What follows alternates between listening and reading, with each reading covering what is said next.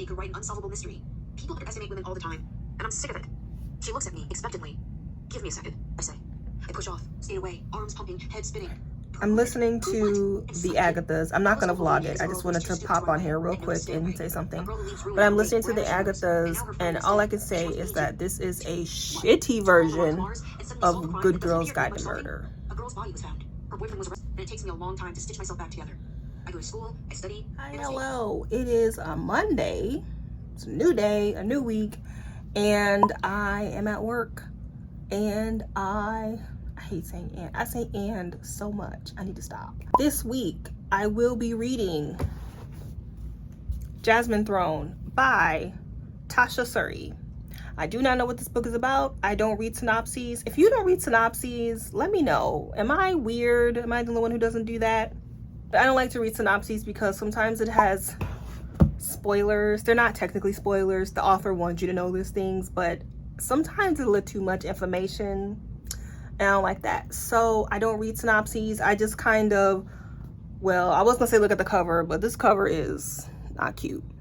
But I usually look at the cover.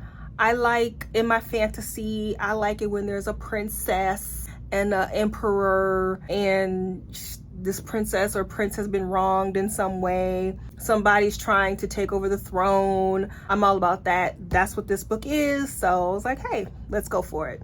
This is adult fantasy for real. This time it is really adult. My bookmark keeps falling out. So freaking yay. Finally got an adult fantasy that I'm going to try and get through. And I am going to be listening. Sorry, sometimes people come into my office. I'm going to be listening to, what am I going to listen to? Either I Kiss Sarah Wheeler or the Agathas. Let's do the Agathas. I'm going to be listening to the Agathas this week, but I'm not going to vlog it. Because when I was doing my wrap up, I realized that I talked about all these books because I vlogged all of them. That was no fun. So I'm only going to vlog the book that I am reading as far as like physically reading. Why am I hearing noises? And not the book that I am listening to. I started already. I'm on page 32. It's one of those books where it just kind of dumps you in the middle of the story and you're like, oh, okay. I don't know what the hell is going on. So that's good for me. I think it's about a princess whose brother is the emperor. She has been outcast and she's going to this other countryside because, you know, he's the emperor, so he's over everything. And she meets with this servant girl, and I think there's going to be some lady stuff. And maybe she helps her get the throne. I don't know, but that's what I'm going to guess. Sounds awesome to me. This cover is another story, but sure. And today I have a spray paint tie-dye program today. So that's a new program for me. I've never done it before. We'll see how it goes.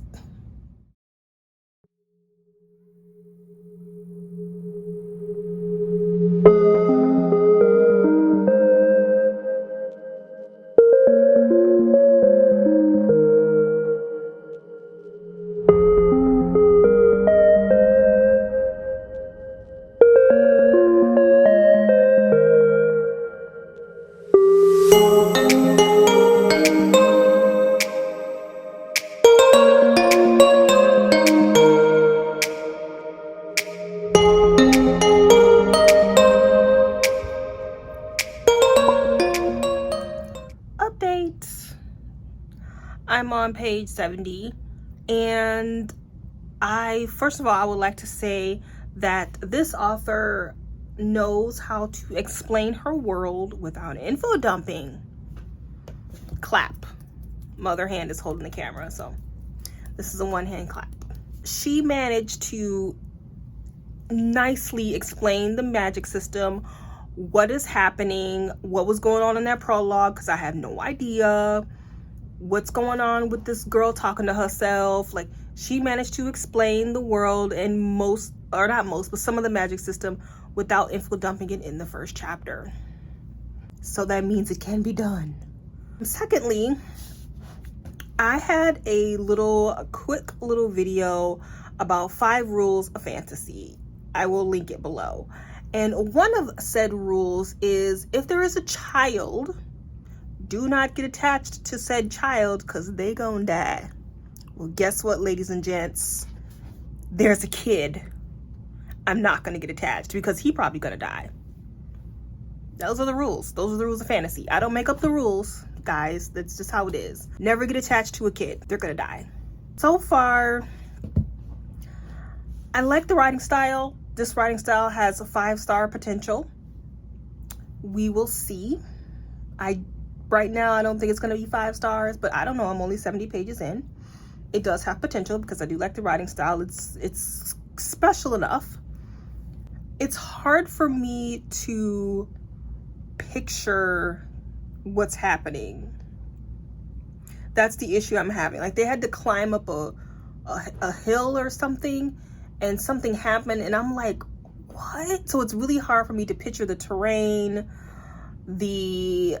just what's happening. But that's not the book's fault. It's me. It's me. I have a hard time picturing stuff. For example, when I first read The Ember and the Ashes, if you've never read it, why, first of all?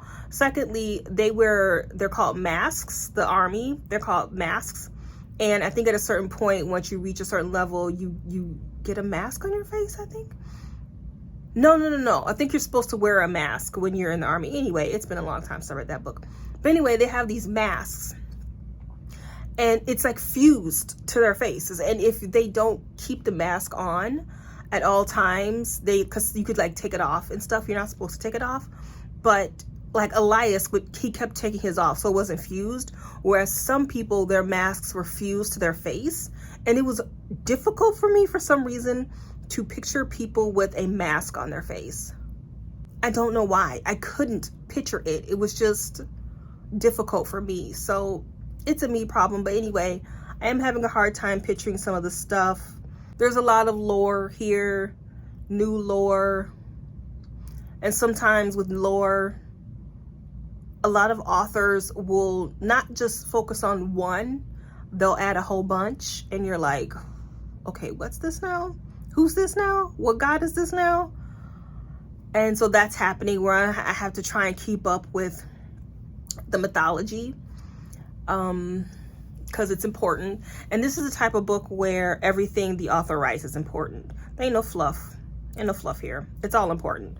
So I really do have to make sure I am paying attention. Otherwise, it's cool. I like it. I'm gonna keep reading. I'm trying to get to 100 pages by tonight. All right, let's go.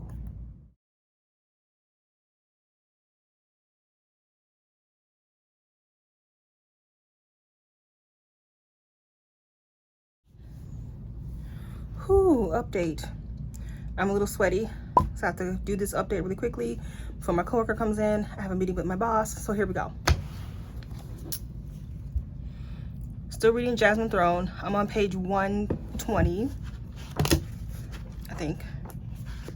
122, pardon me. 122.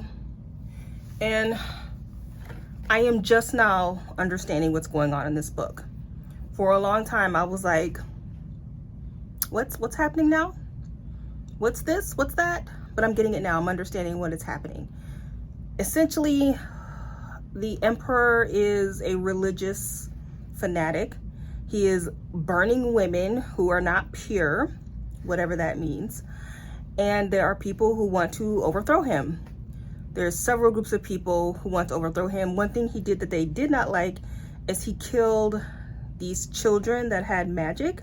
And of course, people with no magic always want to kill people with magic because they don't want anyone being more powerful than they are. Not all of those people died. So they're trying to overthrow him. There are rebels who are trying to, so that is basically what this is about. We have two main characters, Priya and Milani, who I am thinking are going to be doing something about it. I don't know if they're going to band together. I don't know. I don't know. So that's what the book is about. The problem with it, it's not a problem, but it's bothering me a little bit, is that there are two MacGuffins. And a MacGuffin is an item or a person that is essential to the plot that everybody wants. If I'm sweating, it's because I'm trying to hurry up and do this. So a MacGuffin is something that people want. They're trying to attain it. So let's use Hunger Games as an example. Katniss is the MacGuffin because everybody wants her. Snow wants her to kill her. If you haven't read Hunger Games by now, that's on you. I'm about to spoil it. Why haven't you? Okay, let me do that over. Oh God, let's brush my teeth. Gross. Oh my God, I'm sweating. Okay, let me turn the air up because I'm a hot, sweaty mess. This is not okay. Oh, down. I mean down. Okay.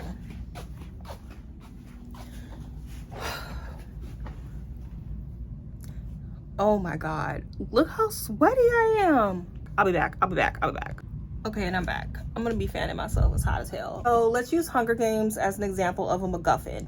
Katniss is the MacGuffin in Hunger Games, meaning lots of people want her for different things. Snow wants to kill her. The revolution wants her to be their leader, and the people want her to save them. But the point is that the reader knows every character's motive because every motive is directed at Katniss. She is the main goal. She is the end goal for a lot of people, and it doesn't matter what the character is. Finnick, Haymitch, Plutarch, Gale, Peeta, doesn't matter. It all leads to Katniss. She's the MacGuffin. This book has 2 MacGuffins so far. And I don't like it because you think you have it all figured out. You're like, okay, this person is looking for Milani. Cool. So that means everybody's looking for Milani for some specific reason. And then you turn the page in the next chapter and you're like, oh no, this person is looking for Priya. So now this person wants her for this reason, and probably a whole bunch of other people want her for said reason. So now we have 2 MacGuffins. Hopefully that's it. Hopefully there's not another, because there are a lot of characters in this book. Every other chapter, there's a new character. And you're like, at any moment, they could be the next MacGuffin. I don't know. I'm going to stop saying MacGuffin now, but you understand what I'm saying. It's just like you think you have this book figured out, and here comes somebody else with something, some other mission, some other motive, and you're like, oh God. And it's just so much to keep track of. There's so much to keep track of. Like I said, there are rebels. There are people who have magic. There are the religious zealots. There's the emperor. And it's just like, there are spies everywhere. And it's just like, everybody has their own little birds, their own little spies. And on top of all of that, there's new mythology that you have to keep track of because it's important to the story. So it's a lot. I still like it. Don't get me wrong. I still like it. But so I think I finally have it all figured out. All right, I'm going to my meeting now.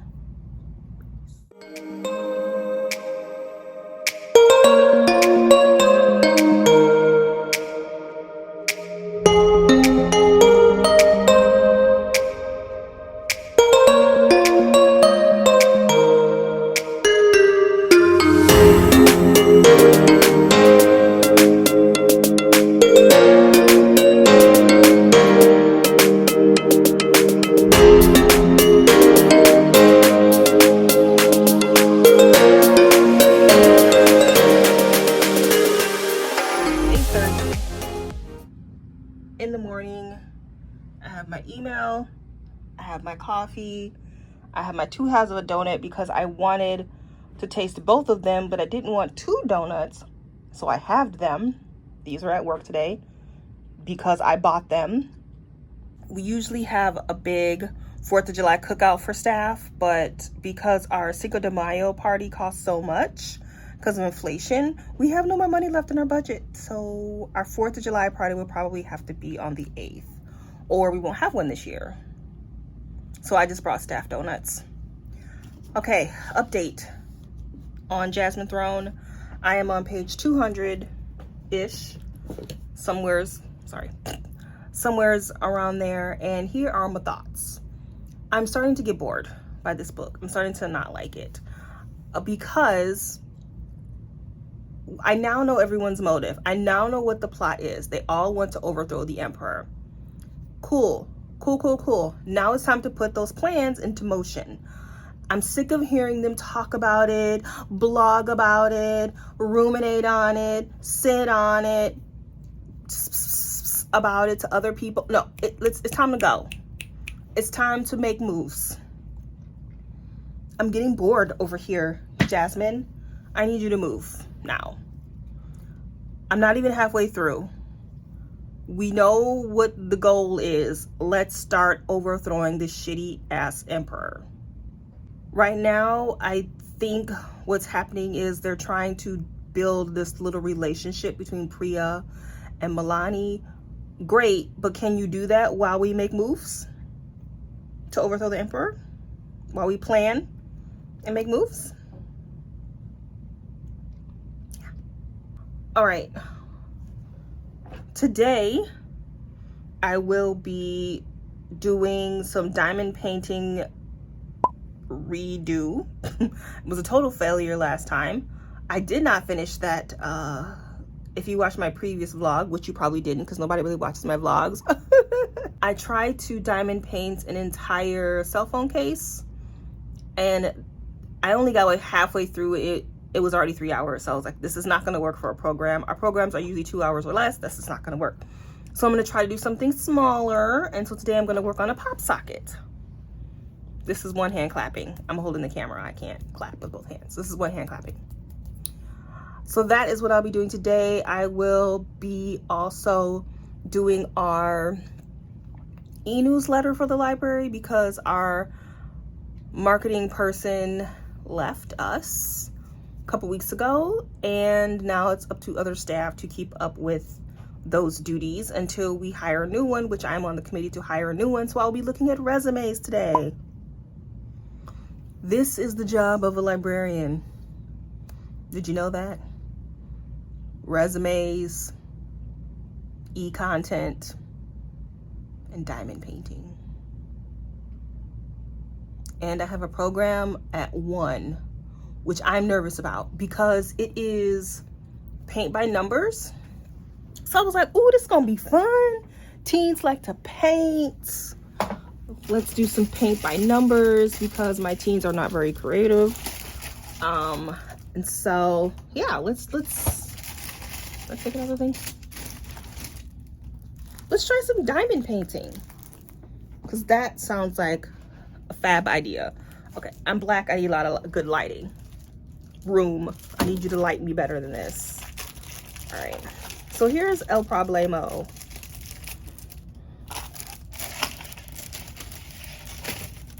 As soon as I get it out of the thing here. I thought it would be like something that they could possibly finish in 2 hours. No. Look at this. What the fuck is this? What the fuck is this? What the fuck is this? This is gonna take them forever. Oh my God. So hopefully they don't get one look at this and be like, Miss Dawn, what the hell did you do? Yeah. So that happened, but it's too late to change it. It's today. I can't do anything about it. One other cool thing about this kit is that it does come with the paint already. See, it comes with the paint. That's awesome. But I mean, it's fine that they take it home to finish it, but teens do not have a long attention span. They might be like, and that's their prerogative. That's fine. A lot of our programs are just to introduce teens to new stuff. And if they love it, they'll continue to do it at home. If they hate it, they won't. That's fine. But, oh my God. And it'll eventually look like this. Which I thought, oh wow, that's really beautiful. I did not know it was going to be so.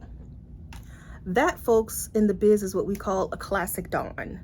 That means that I bought something ambitious and it is bad.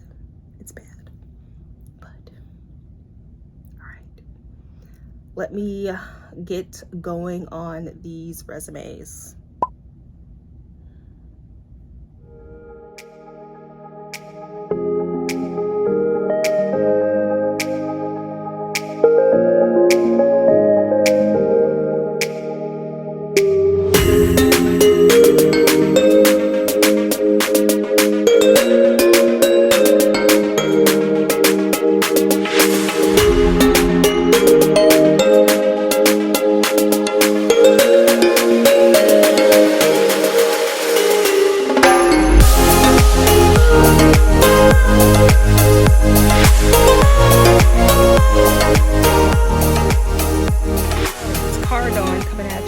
And I am on page 310 of Jasmine Throne, and we are still not overthrowing the Emperor yet.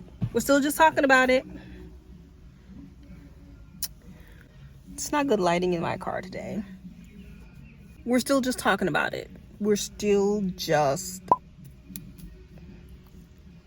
And now there is a prophecy that somebody knows that they aren't sharing with us. Now, Dawn loves a prophecy. I love a prophecy.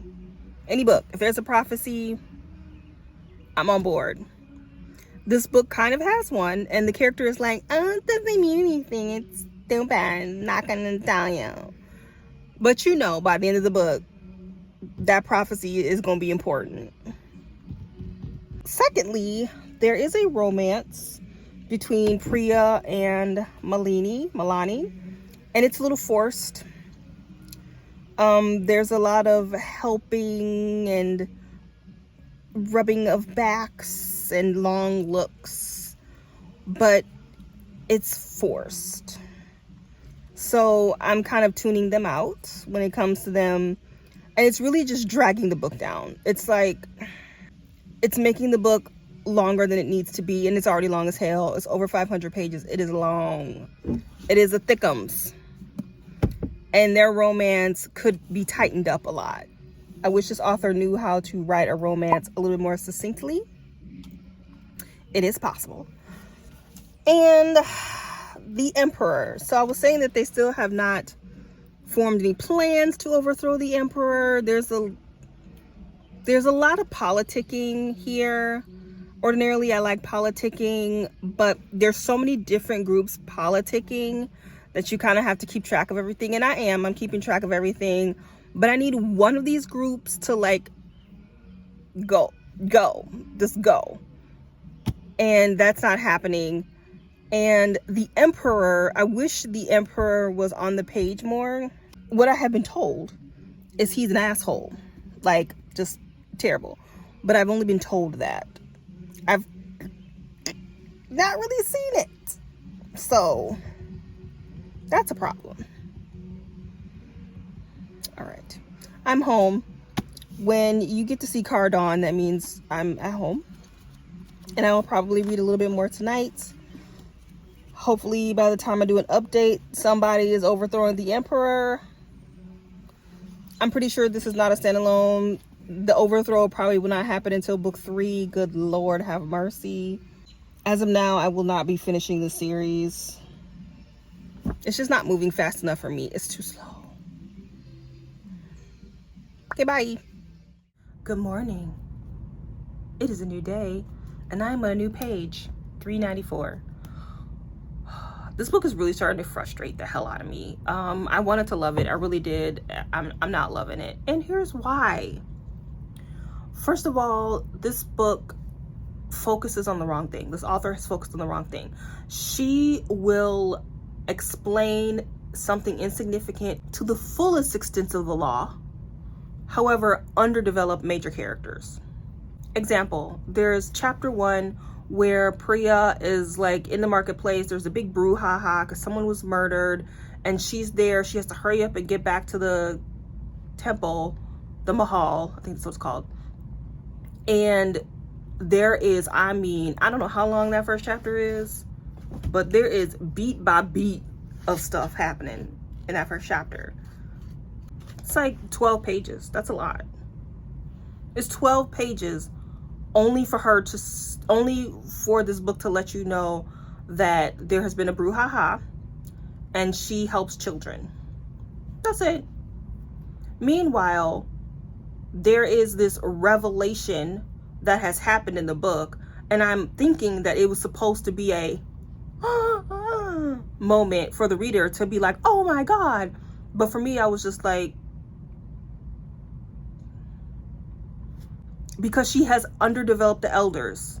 The elders are important to the story, but they're only mentioned in like conversation. They're mentioned like when someone's telling like a story about what happened in the past, like it's in conversation. There's really, they're not mentioned as part of the development of the story. They're revered. It's a lot of that, but there's really no explanation of them and where they came from and what they do and why they do. So when something big happens, you as a reader is just like, and am I supposed to care about that? So that's one problem that I'm having. It's just that this book is thick as hell. This author has had plenty of pages and time to develop characters, and she's not. And there are a lot of characters, a lot of pieces happening. She's not developing that stuff enough at all. So I don't really care. Secondly, Priya and Milani, of course, have to have their big relationship climax where they haven't really like made out or anything yet. They're still just kind of in the, oh my God, you're cute face. Oh my God, I think I like you face. Milani is like, look, ho, I need to get up out of here. And I need you to do it. But she's kind of manipulative with it. And Priya's like, oh my God, I thought we were almost lovers. How could you? And sure, she has the right to feel betrayed. And Milani's like, yep, you're right. I'm a hoe. I suck. I try to manipulate you, but really though, we need to go. We need to go. And Priya still is like, but you lied to me. Like, shit's going down. Like, the war has begun, homegirl. We need to start making plans. And Milani understands that. She's like, okay, look, we got plan A. If plan A didn't work out, plan B. I'm 5 steps ahead of you. I got people waiting for me. Let's go, let's go. Meanwhile, Priya's like, but you lied to me. And I'm like, girl, you got bigger problems right now. And not that this girl that you think is cute lied to you. We need to get together and make moves. I'm sick of hearing about you lied to me. I know I'm always like, yeah, that's annoying. And also, I'm confused about the magic system. Like I said earlier in the vlog, the people, the emperor and other people kill these children because they have magic. Okay, that makes sense. But where do these kids get this magic? A lot of these kids have magic and other kids don't have magic. Are these kids orphans? Did they just take rando kids and was like, I'm going to give you magic? Or were they born with the magic? And why is it only kids who have magic? Did people before them have magic and they died? Is this something new that just started happening? Like, what is this magic system? And what can they do with said magic? Is it nature magic? Is it blood magic? Is it telekinesis? Like, what is the magic? I don't know. I'm on page 400. I couldn't tell you shit. I am so over this book right now, guys. And I still have 120 pages left. And I am over it. It is Thursday. And today I have 2 programs. Ukulele, final ukulele lesson, and we're making DIY slap bracelets. We'll see who shows up for that. Meanwhile, I have to prep the slap bracelets because I haven't done that at all. I have a couple of meetings next week that I have to prep for. I still have to do the diamond penny pop socket. We'll see if I get to that today. Probably won't. I got to eat. I just walked in the door. I just got here. I hate that. I just got here. I work until 7:30 tonight. So I came in a little later today. Hence why my face is done up, because I actually had time. I feel like I look like a whore with all the eye makeup. that is my day today. 2 programs, prepping for programs. I will try and get to these resumes. And that's it. See you later.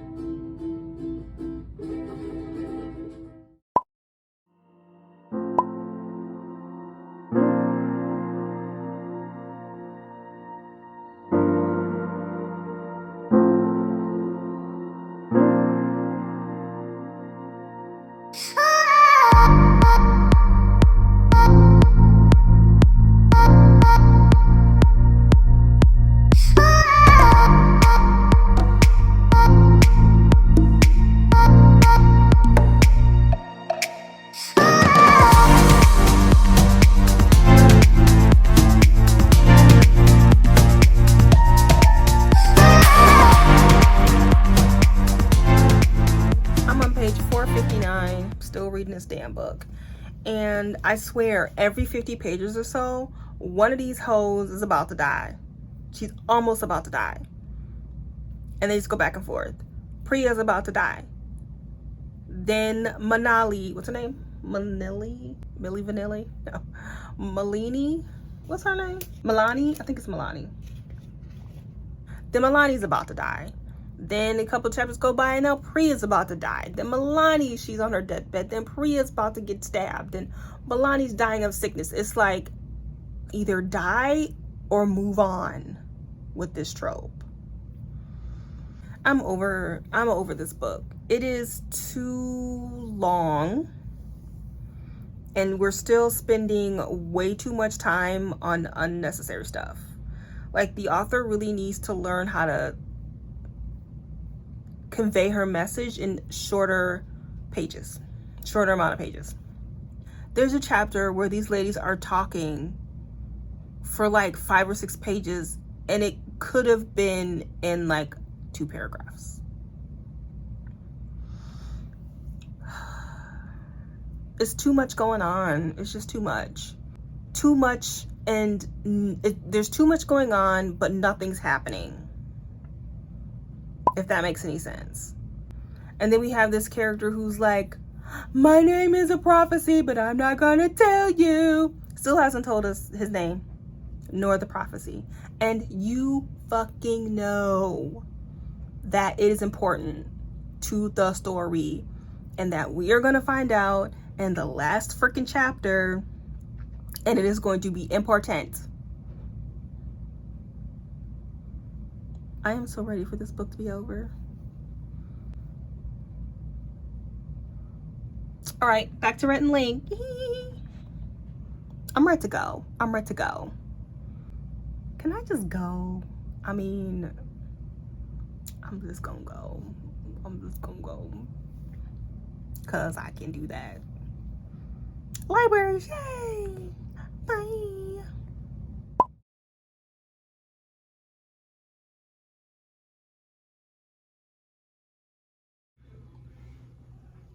My eyelashes fell off. So it's Saturday and I am in my house and I'm standing in front of the door because this has the best lighting. My house sucks. All right, final reviews. Good Lord, I'm finally done with, excuse me. Oh yeah, that's right. Thought it was upside down. Finally done with the Jasmine Throne. Thank Jesus. I'm gonna end up giving it a 3. Ooh, and here's why. Okay, so the idea of this book is pretty solid. It's the execution. The execution is the problem. And I personally think that this book was way too big for the author. I think it was too ambitious. This is the type of book where we have different couples or different groups of people in separate parts of the country or the world, but they all have a common goal. And they're all trying to come together and meet to accomplish said goal. Cool. We've all read books like that. Think of the Throne of Glass series, especially towards the end of the series. And I'll get back to that in a second. But we have several groups of people. So we have Rao and Prem. I think they are royals in a different part of the country, in a different country. There's a kingdom, an overall kingdom, and there are 5 different countries. And Rao and Prem, they are over 2 different countries, but nonetheless, they have the same goal. And Rao, his story, his separate storyline, and that's my point. My point is that we have groups of people in different parts of the country. Even though they have the same goal, which is to kill the emperor, they also have separate storylines. So Rao and Prem's storyline is Rao has a prophecy that he isn't telling anyone until the last freaking chapter. I'll get back to that too in a second. And so then we have Priya and Milani. And Priya has magic, and she has her own backstory with that. Milani has her own backstory with her brother. I'm not going to say it's a spoiler, but they both have their own storyline within the story. And then we have the wife. I can't say her name. Let me see if I can find it. Bhumika. She's a wife of one of the basically presidents of one of the countries. He's called a general, but he's basically a president. And she has her own agenda too. So everyone has their own storyline within the story. On the surface, that should be awesome, because we should be like, ooh, we get to go back to Rao. Ooh, we get to go back to Priya. But that never happened because their individual storylines were just not interesting enough for me to care. And that was why the book felt so long and why it was boring, because when we went to different couples, their storyline wasn't keeping me interested. The emperor was also never shown to be this horrible person. So even their main goal, I was like, I don't care about that man. I don't know anything about him. Why is he so bad? I mean, you're telling me he's bad, but for me to care, I want to see some nastiness. That didn't happen. Oh, and the prophecy. So the prophecy ended up being a pretty big deal, but because the author does not set up her world good enough, when the prophecy was revealed, I was just like, that's it? That's what I was waiting for? That is what he was keeping tight? So if the author had to set up her world better, then the reveal of the prophecy would have been more climactic. But it wasn't, because she just didn't do a good job of making us care about that aspect of the world. Now, a book that does it way better, what this author is trying to do, is Throne of Glass. And when I say Throne of Glass, I mean like book 4, 5, and 6. Because we have 2 groups of people, not 2, we have several pairs paired off in different parts of the world, all with the same goal of bringing down Maeve and the Valge, but they all have their own separate storyline. So Aiden has daddy issues, and he's also in love with Lysandra. And so we get to watch person is walking. And I am sweating on my nose. Aiden has daddy issues, but his daddy issues are interesting, and I want to know more about them. And then we have Elide and Lorkhan, and Elide has her own like secret. I'm not going to say it for the 10 people out there who haven't read the series yet. Once again, why haven't you? It's great. And that's coming from the Criticizer books. Elide has her own secret, I'm not going to say, and Lorkhan is kind of in love with her, but Lorkhan is in love with somebody else. Once again, spoiler, I'm not going to say, but it's awesome. Like, I loved Elide and Lorkhan, and I was excited to get back to their chapters. I'm sweating on my nose. That's what those beads are. And then, of course, you have the dynamic duo, Selena and Rowan. I mean, that goes without saying. They're awesome. I don't need to explain. And then Manon has her issues with her witch clan and all their witchy stuff, and why she's so beholden to her scout leader. Who is she? A witch leader? Her auntie? I don't know. The woman who's like over the witches. She's like beholden to this woman, but she also has morals, and she also has sisters she's trying to take care of. Like, she has her whole jam to take care of. And then you have Dorian and his daddy issues and his reluctant king prince issues. Like, there's so much going on in those books, but their separate stories are keeping me in. Those separate stories kept me interested because they were good. This book, on the other hand, failed to do that. She was trying to do that and it didn't happen. And so because I was pretty much bored through 60% of the book, I'm going to give it a 3. And I will not be reading the next book. Don't care. All right. Thanks for joining me for this week. Happy 4th of July. Stay safe. And I will see you next week.